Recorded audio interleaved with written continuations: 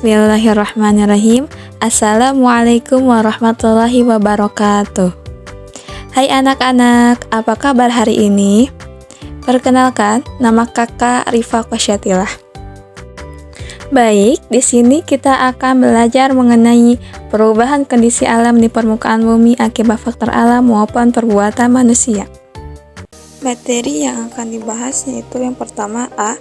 Pengertian perubahan kondisi alam di permukaan bumi akibat faktor alam maupun perbuatan manusia. B. Kondisi alam di permukaan bumi terjadi akibat faktor alam. C. Kondisi alam di permukaan bumi terjadi akibat perbuatan manusia. D. Penanggulangan permukaan bumi berubah karena faktor alam. E. Cara penanggulangan akibat perbuatan manusia. Dan F. Perubahan bentuk bumi. Sebelum ke pembahasan, coba, apakah ada yang tahu apa itu pengertian perubahan kondisi alam di permukaan bumi akibat faktor alam maupun perbuatan manusia?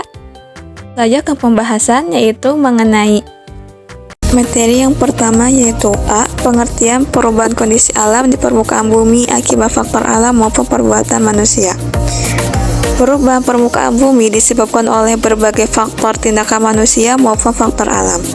Pengertian perubahan kondisi alam di permukaan bumi akibat faktor alam adalah perubahan yang terjadi secara alami dan tidak dipengaruhi oleh aktivitas manusia.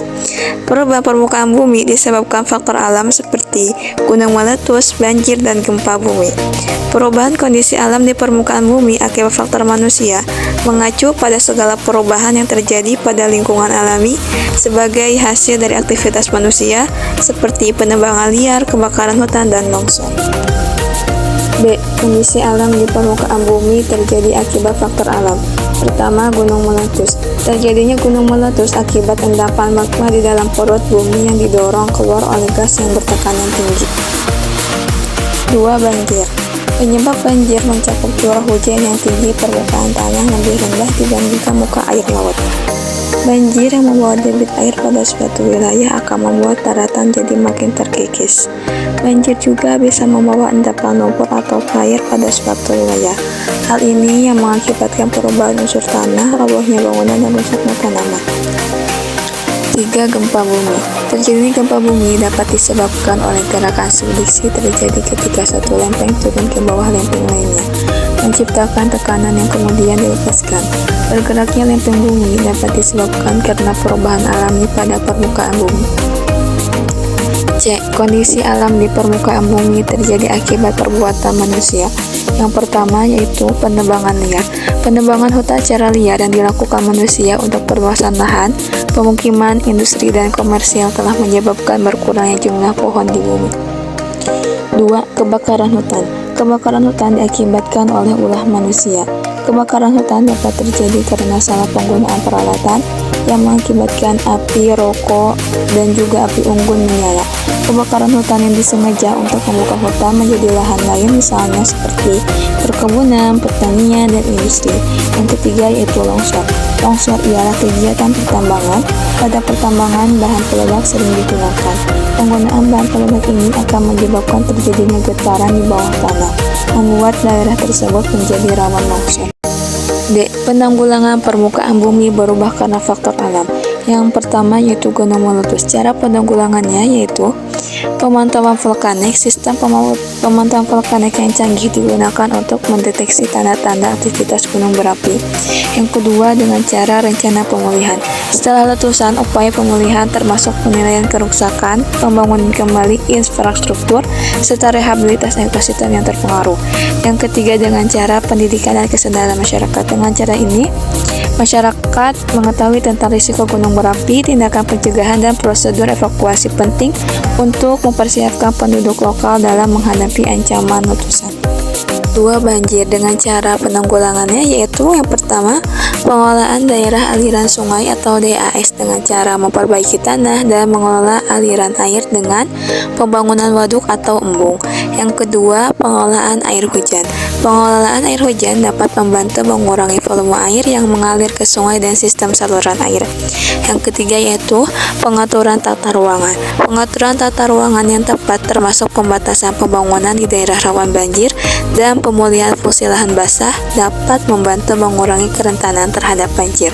Yang terakhir yaitu Pendidikan dan kesadaran masyarakat. Pendidikan dan kesadaran masyarakat adalah tindakan untuk pencegahan dalam mempersiapkan masyarakat dalam menghadapi ancaman banjir. Yang ketiga yaitu gempa bumi, dengan cara terhadap kesadaran masyarakat mengenai tindakan pencegahan dan prosedur evakuasi penting untuk meningkatkan kesadaran masyarakat tentang risiko dan langkah-langkah yang harus diambil dalam situasi gempa bumi. Yang kedua, pengolahan risiko bencana.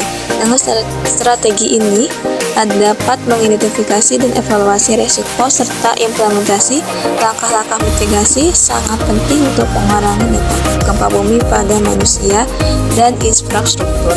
Yang ketiga yaitu dengan cara pembangunan infrastruktur pengiriman. Pembangunan ini seperti dinding penahan tanah, tanggul, dan struktur peredam getaran dapat membantu mengurangi risiko longsor dan keruntuhan bangunan saat terjadi gempa bumi. Cara penanggulangan akibat perbuatan manusia. Pertama yaitu penebangan liar dengan cara pengawasan, penegakan hukum yang tegas, pembuatan peraturan dan undang-undang yang kuat, rehabilitasi tebang pilih, dan peningkatan kesadaran masyarakat adalah langkah-langkah dalam upaya kita untuk mengatasi penebangan liar.